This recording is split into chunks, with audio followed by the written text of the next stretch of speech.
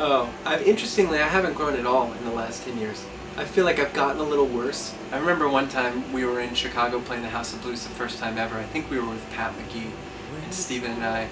There was a point maybe when I think there was a drum solo in one of the songs, and he and I were just, some song didn't go the way that it should have gone, and I remember we both went behind an amp and we were like leaning down in a venue that was totally packed, probably one of the bigger places we played at that point in our career, and we were just like, I'm so mad at you. And he's like, I'm so mad at you. And it was definitely a silly disagreement from lack of sleep.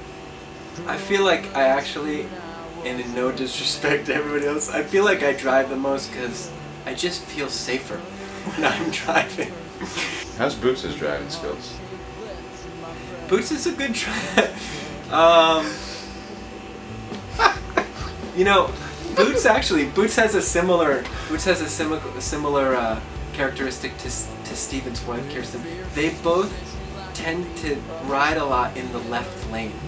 They're left laners. You know, I historically have found that the left lane is the passing lane, but no, he's a solid driver. I mean, you got to give the guy credit. He lives in New York City, so he doesn't ever drive a car. So when he does, you know, he's gonna have to shake off a little bit of rust from time to time, but he'll come through in a pinch. That's a good point. I mean, everybody.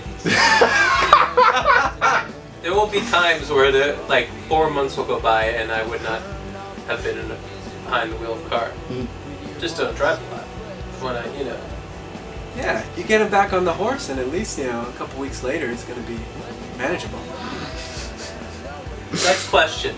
Favorite cousin Jester, let me think about that. She's definitely the hardest working person and tour manager that I've ever met.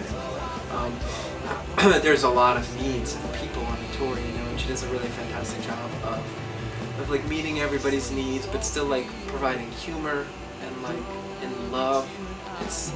It's a pretty awesome thing. She's a very maternal figure, you know, and I think having that on the road can be very, very helpful when it's all like dudes. When I think of her, I just think of all the like positive energy and humor that she brings to our little family. The biggest thing I've gotten out of the band musically is that I never listened to any of the kind of music that we played, you know, like I listened to jazz and classical music all growing up, and obscure Miami sound machines. Like I had like such a weird musical background before, and I never listened to Dylan, I never listened to Petty, I never listened to anything.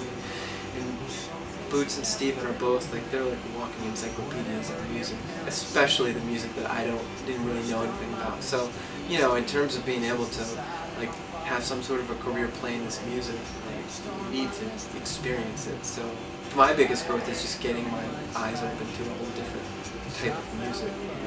Listening to Bob Dylan, like I've just never listened to it's and really getting to appreciate it too. You were the only band member who went to music school. That's tell us about music school. I'll never forget when I first played on stage in a rock band in high school. It was like such an awesome feeling. So, you know, it was a good experience. You know, I think that there's amazing things to get out of music school. I mean, music is a language. If you think about it like that, like, you know, when you know a little bit about the theory, when you can read music, there's a lot of things that are open. It's just like English, you know, if you can read, you can just speak English, you can get something out of it. If you can read it, you can get something else out of it too. So it's nice to be able to get that stuff out of it, you know. But, you know, again, what's also nice is that when we came from different perspectives, so I got to appreciate what you can learn from not being in music school too, through everybody else. Old Man Seuss, he's a great guitar player, and he's a really great guy, and we've been really fortunate to stay in touch with him and always, you know, see him when we pass through Denver. And he's got a lovely wife who's sort of become part of our family too. So he's a salty dog sometimes, but he's a good one. My thoughts on Ryabko.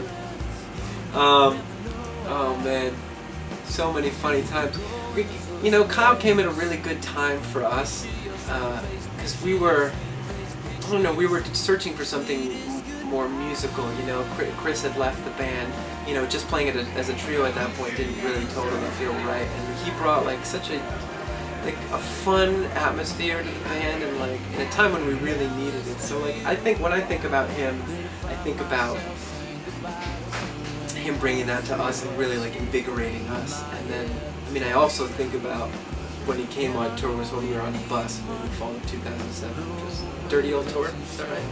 Yeah, Dirty Old Tour, which is exactly how it sounded. So my other memory of Kyle is drinking massive amounts of alcohol. Song that I play live, I can tell you some of my favorite songs to play live. Definitely Song for Lovers is one of my favorite songs to play live. It's Only That I Miss You. I don't know, it's funny, some of the slower ones are the ones that really sort of get me. We play Oh Adeline a lot, and this tour, and I do love that song a lot. I think it's great. Biggest personal differences is that when you spend so much time with people, you really learn that everybody has boundaries. And like, I think that what's truly important in a friendship is to recognize that, and if you're truly friends with that person, and you respect those things. And while there's always times where like you don't get a lot of sleep, or you have a bad day or something, and you're not as good as that, I think that that's the biggest thing I learned, is just how to respect people that you spend a lot of time with. Well, I'm working on a record with Steven right now, and my plans are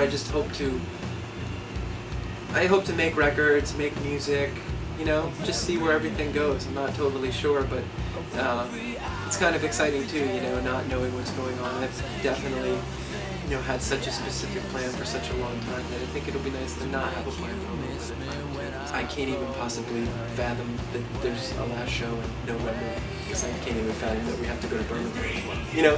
So, yeah, not really sure what to think about it, other than I am excited to play that show in that venue in that town, you know, as our last show for a while. And until we get there, I'll just be making sure that every other show we play sounds great. I'm looking forward to seeing all of you at our final show on November 24th at Webster Hall.